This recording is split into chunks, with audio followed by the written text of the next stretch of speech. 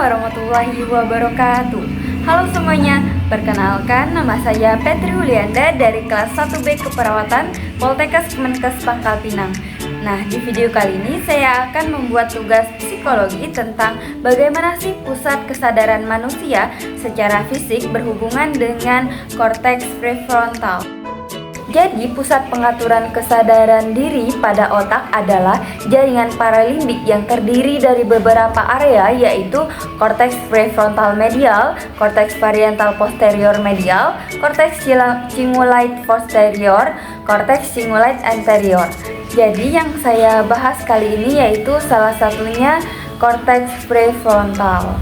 Nah, korteks prefrontal atau VFC adalah bagian otak yang berada di bagian depan lobus frontal dan bertanggung jawab atas fungsi eksekutif.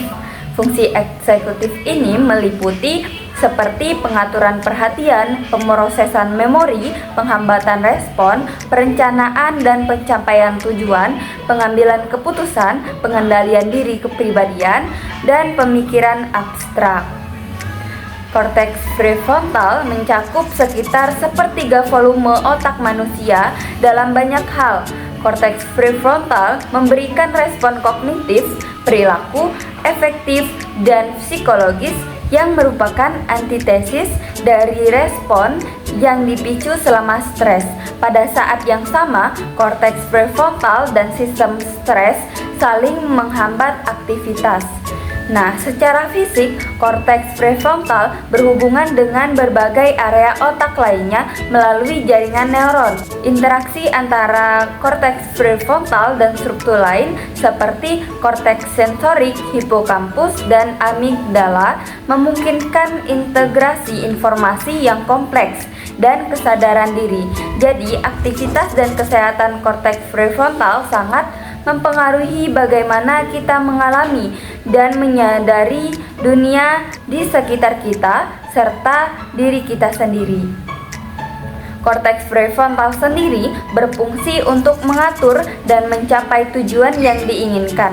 Struktur tersebut nantinya menerima input atau masukan dari beberapa daerah yang ada di otak untuk memperoleh informasi dan beradaptasi. Selain itu, ada beberapa fungsi lainnya yang juga dilakukan oleh korteks prefrontal sendiri, seperti yang pertama, memfokuskan perhatian kepada hal tertentu, yang kedua, memprediksi konsekuensi dan tindakan tertentu atau mengantisipasi kemungkinan kejadian yang ada di lingkungan. Yang ketiga, mengendalikan impuls atau reaksi emosi.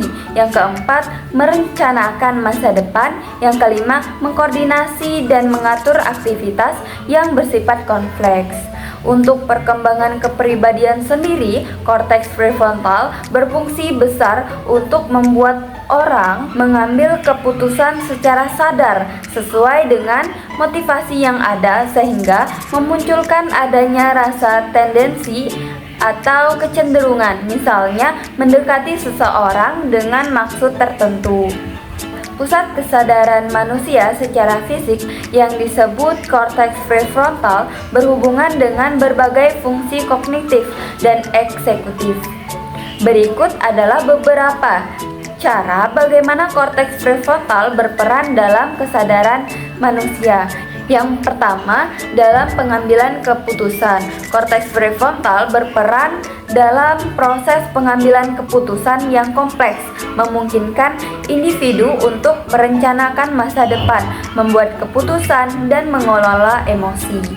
Nah, yang kedua ada makna kehidupan. Hubungannya dengan antara korteks prefrontal dan makna hidup menunjukkan bahwa fungsi otak ini mempengaruhi penghayatan spiritualis dan pengalaman hidup seseorang. Makna hidup yang bermakna dapat muncul ketika seseorang menemukan dirinya membayangkan pada pilihan atau dalam situasi lain yang memerlukan integrasi spiritual dan kognitif. Yang ketiga ada keseimbangan emosi. Di korteks prefrontal juga berperan dalam mengendalikan emosi, memungkinkan individu untuk mengontrol perasaan negatif dan mengambil keputusan orang yang lebih rasional. Yang keempat ada fungsi integratif. Korteks prefrontal berfungsi sebagai pusat integrasi informasi sensorik dan motorik, memungkinkan individu untuk menginterpretasi rangsangan indera dan meresponnya secara efektif. Dengan demikian, korteks prefrontal merupakan bagian penting dari otak yang memainkan peran kunci dalam kesadaran manusia, termasuk pengambilan keputusan, makna hidup, keseimbangan emosi, dan integrasi. Sekian dari saya, mohon maaf bila ada kesalahan dalam penyampaian. Saya akhiri, wassalamualaikum warahmatullahi wabarakatuh.